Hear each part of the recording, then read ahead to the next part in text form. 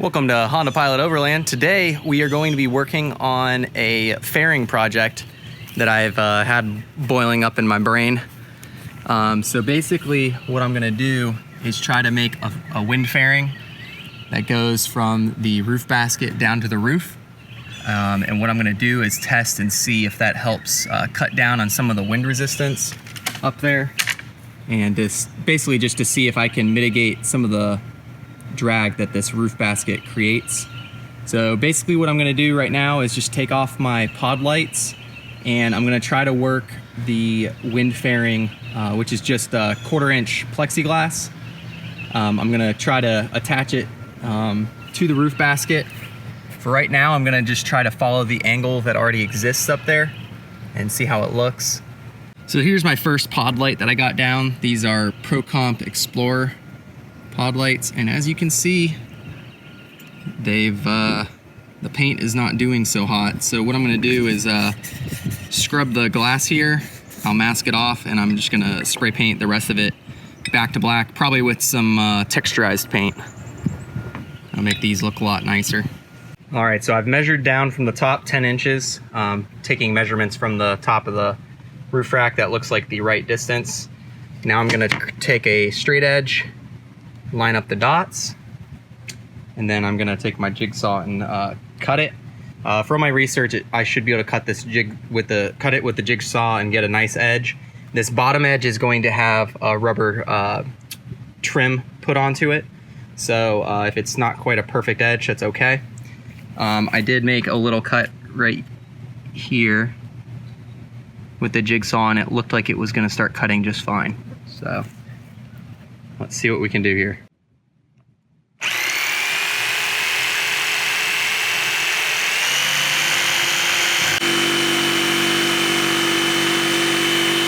So just like that, we have our 10-inch strip cut out. What I'm going to do is clean up the back side of it, and we're going to spray paint it black. It should give it a nice glossy black finish on the front. So here's an example of what it looks like when you spray paint the back of the plexiglass. So on this side, you can see it's just a smooth, nice glossy black. On this side is the side that I spray painted. So I've got this big wind fairing spray painted on this side. This side should turn out really nice, glossy black. Now in the meantime, while I'm waiting for the wind fairing to dry, I've masked off the front of these LED pods, and I'm gonna try to flake off as much of this paint as I can. And I'm gonna throw some new paint down on them. Torn between going with my thick, off-road truck liner paint or the glossy stuff. The glossy stuff would be easier to clean, but the truck bed liner stuff will cover up the imperfections more. So I think I've pretty much just decided to go with the truck bed liner. This is the truck bed liner that I'm using. I just bought it from Walmart. It scratches off pretty easy, but it should be just about perfect for these pod lights up top. And then on the fairing, I didn't have any more flat black, just normal spray paint, so I put this enamel on it. It seems like it's looking pretty good, but we'll see if it sticks.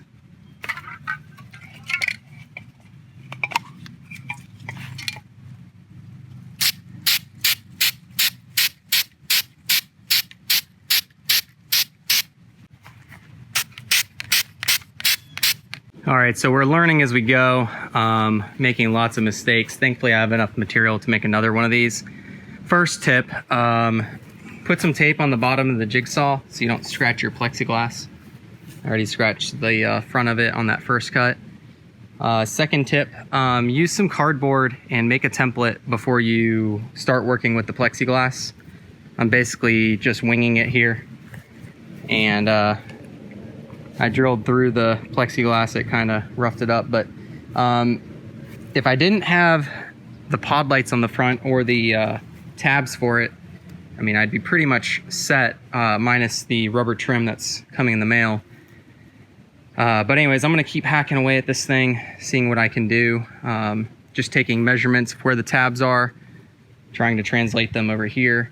If I was using cardboard over there, I could have probably just pressed the cardboard against the tab, and the tab would have ripped right through, and I could have basically made my cuts from there. So if this one doesn't work out, that's what I'm gonna do next. All right, so we learned the hard way. Don't practice on your plexiglass. Make a template.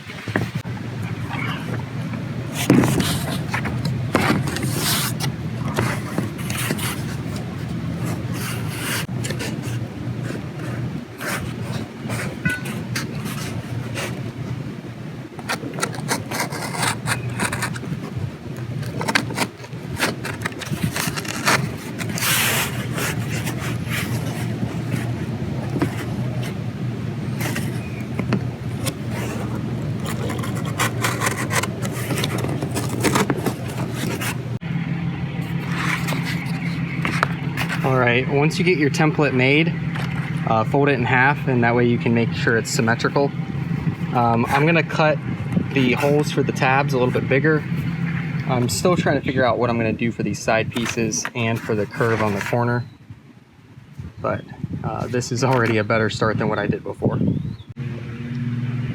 Now that I'm running lower on material, I might still have enough for two, but I'm masking both sides of this plexiglass, and I am taping the bottom of my saw, and I'm using the circular saw this time. I noticed with the jigsaw that as I was cutting through, this melted plastic was fusing back together, and that's what actually caused my first one to crack. I was trying to get a piece out. So once I get this cut and then measure off this cut 10 inches, once I get this cut, then I'll use my template, cardboard template, to trace out the holes, and we should be well on our way, at least to a workable solution. That's my goal for today. Doesn't have to look perfect, but I definitely want to test and see if I can get rid of some of that wind resistance, maybe gain back a mile per gallon, maybe. Cutting the plexiglass with the masking tape on both sides produced really good cuts. I would definitely recommend doing it that way. So basically, the next step, I'm not very confident on my curves on the corners. The bottom definitely has to be cut out to make room for where the foot of the roof rack is. The corners, I'm not sure what shape. I probably like this rounder shape first, but I'm gonna start with the cutouts for the tabs. And basically what I did was I just lined up the template and I traced out this rough shape that was produced when I kind of poked through. What I've decided to do is cut out basically like a triangle is what I'm gonna do. So it's gonna come up and around. That should give me enough room to push the connector for the light through this fairing, and yet still, you know, that hole should still be covered up by the light. I've got my holes drawn for the tabs on the roof basket, and for right now I'm going to try a little cutting wheel on my Dremel and just having tape on the back side. See what that does. See if that makes a clean cut or if it makes a mess.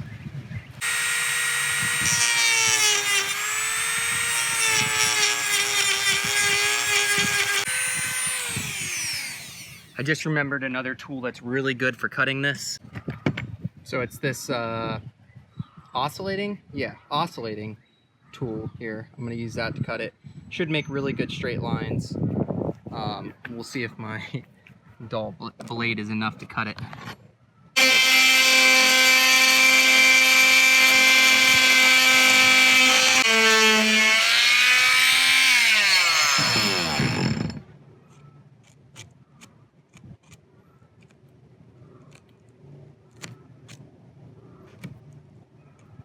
It's not making the cleanest edge, but I think it's going to be adequate for this portion because it should be behind the light. I'm going to go see if I have any other saw blades for it.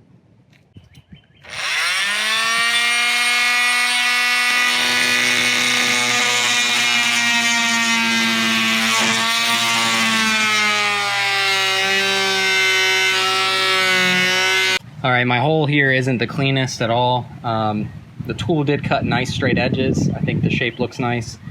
But I'll just do my best to clean up the edges with my razor blade and a little bit of sandpaper. We'll make it work. So 1 down, 3 more to go. Slowly but surely, I'm making some progress here. I'm on one of my last cuts. I'm trying to cut a little bit of a curve into it so that it lines up with the roof really well. I think the rubber trim that I got might give me just a little bit of wiggle room there too. I'm not absolutely in love of this shape, but it's what I ended up with. I might decide to do like a softer curve here, but we'll see. But I gotta clean up all the tape residue. I gotta get this cut done and then clean up all the tape residue, and then I'll be ready to start painting it. I always knew that I wasn't gonna like love the look of the wind fairing, just because without it, you know, it looked awesome. But I do think I'm adding something that's really functional and will help reduce the consequences of having this roof basket. So here you can see this is my rough fit. It's starting to look a lot better. I'm okay with the gap at the bottom. I think with the rubber trim, I think that'll probably won't all the way disappear, but like I said, I'm happy with it. As far as the holes go, I think my pod lights will cover up a lot of the gaps there. I tried to keep them, you know, as small as possible. I still do have to fit the plug for the pod light through those holes. It looks like most of them I probably can. But the next step now is I need to drill some holes to mount the fairing to the roof basket. And I'm just gonna drill right into those diagonal supports. So far, it's actually, I don't know, it's starting to look more impressive.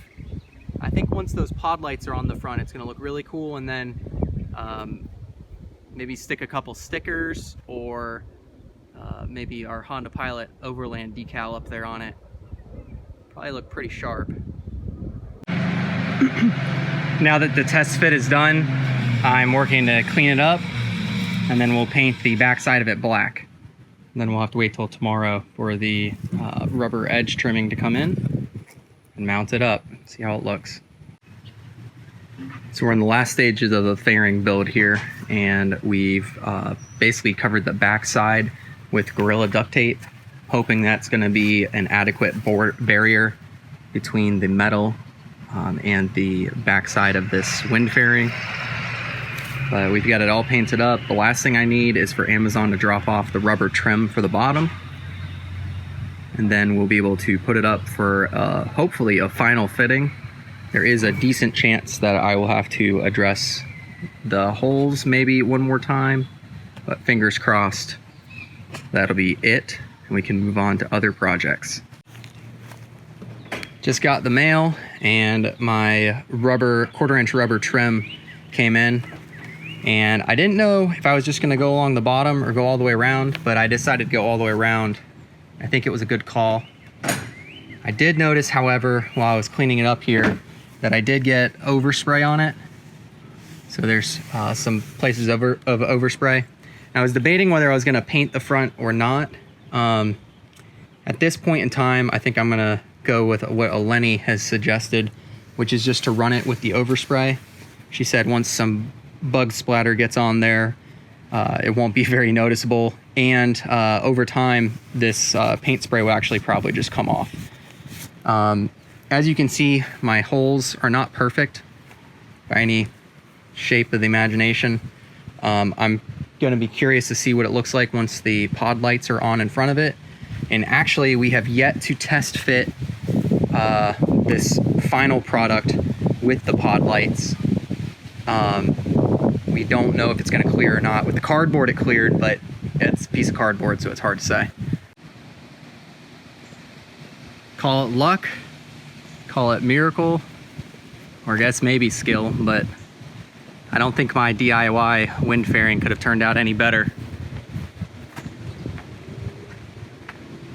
So it's got good coverage on the front. Pod lights pop through. The pod lights shield and mask, you know, the holes that I made, so it's not nearly as obvious. I think it has a good angle for deflection. Now the question is it more quiet than it was before, or, you know, is it noisier by some chance?